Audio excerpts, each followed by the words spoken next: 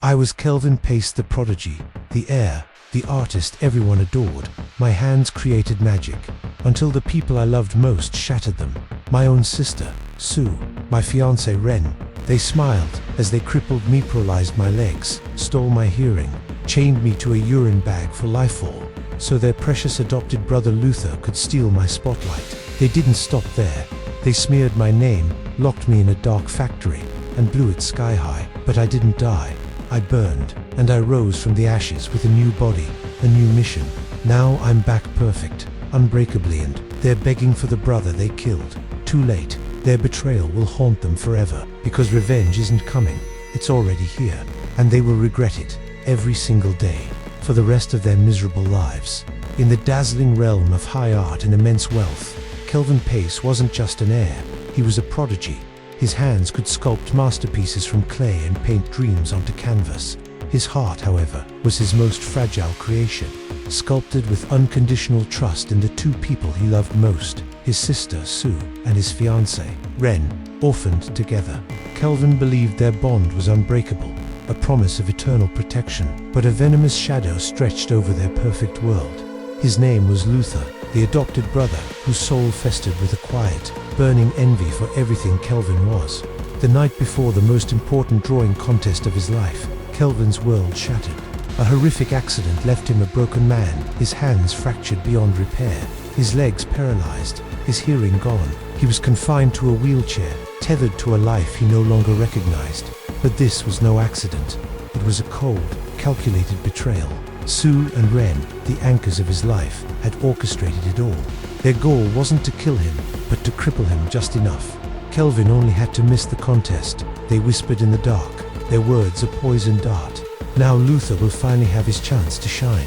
As Kelvin fought to find a sliver of hope in his new, silent reality, his tormentors weren't finished. They spun a web of lies, fabricating scandals that painted him as promiscuous and unstable, methodically destroying the reputation he had spent a lifetime building. Luther, the puppet master, pulled their strings, manipulating their guilt over a childhood fire. He had long claimed to be their savior from the blaze, but the truth was a buried memory. Kelvin had been the real hero that day. Consumed by grief and confusion, Kelvin's pain finally boiled over into a desperate outburst. In response, Sue and Ren locked him away in an abandoned factory, callously exploiting his severe claustrophobia as a cruel form of punishment. But for Luther, it still wasn't enough. His jealousy was a ravenous beast that could never be satisfied. He rigged an explosion, determined to erase Kelvin from existence once and for all. As the factory was engulfed in a roaring inferno, Kelvin's world dissolved into fire and agony. His final thoughts were a chaotic whirlwind of shattered trust and the faces of those who had condemned him to this hell. But death was not the end. Kelvin's story was being watched by a secretive medical institute known only as Nova. They saw in him the perfect candidate for their revolutionary, top-secret rebirth program. Atom by atom, they reconstructed his body, creating a flawless replica of his former self, complete with an advanced AI system integrated into his consciousness to guide him. He was whole again, stronger even. But this new life came with a terrifying price. Kelvin had a mission: expose his betrayers and ensure they were sent to prison. He had 2 months. If he failed, his new body would disintegrate into nothingness.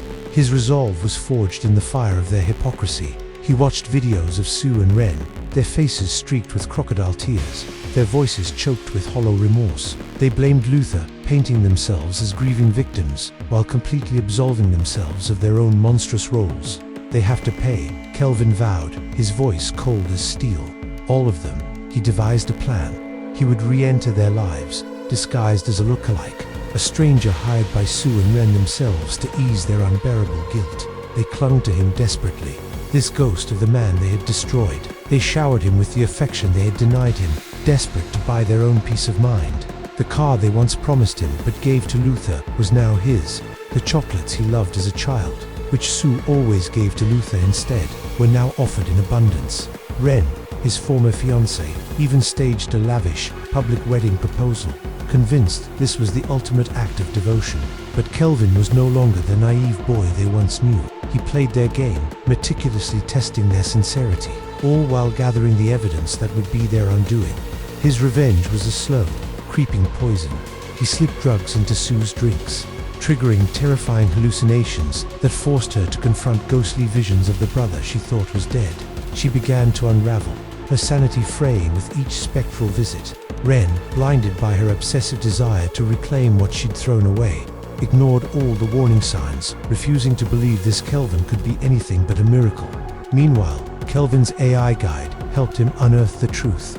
He found hidden video files that exposed Luther not only for the factory explosion, but for setting the childhood fire all those years ago. The web of lies that had defined their lives was about to be set ablaze. The grand finale of his deception was a masterpiece of its own. Kelvin called a press conference, and before the world's media, he dropped his disguise. He revealed his miraculous survival and his complete recovery, sending shockwaves through the art world and beyond. The facade of his betrayers crumbled in an instant. Sue's extravagant birthday party turned into her personal nightmare. As her drug-induced hallucinations peaked, her sanity finally snapped, driving her to a public, raving madness. Ren's dream wedding day became a spectacle of humiliation. At the altar, in front of everyone, Kelvin rejected her. "I will never marry you," he declared, his voice ringing with chilling finality. "I hate you." Then came the reckoning. Scandals erupted as Kelvin released the proof of their crimes. The staged accident, the character assassination, the attempted murder at the factory. Luther, who had escaped from custody in a last-ditch effort, confronted them all, but his panicked, angry confessions only served to seal their fates. One by one, they fell. Sue, after a series of accidents that eerily mirrored the pain she had inflicted upon Kelvin, was left comatose, facing charges of conspiracy and manslaughter from her hospital bed. Ren was arrested amidst a sea of flashing cameras, her desperate pleas for forgiveness falling on deaf ears. Luther was sent back to prison, left to rot with nothing but his all-consuming envy for company. His mission complete, Kelvin walked away from the wreckage of his past. He was free. He wasn't a victim anymore. He was a survivor, reborn from the ashes of betrayal. He embraced a future of solitude, unburdened and unbreakable. Their love had twisted into a destructive force, but he had emerged from the ruins, leaving them to an eternity of regret. Thank you for watching. If you enjoyed this story, don't forget to like, share, and subscribe for more. We'll see you in the next video.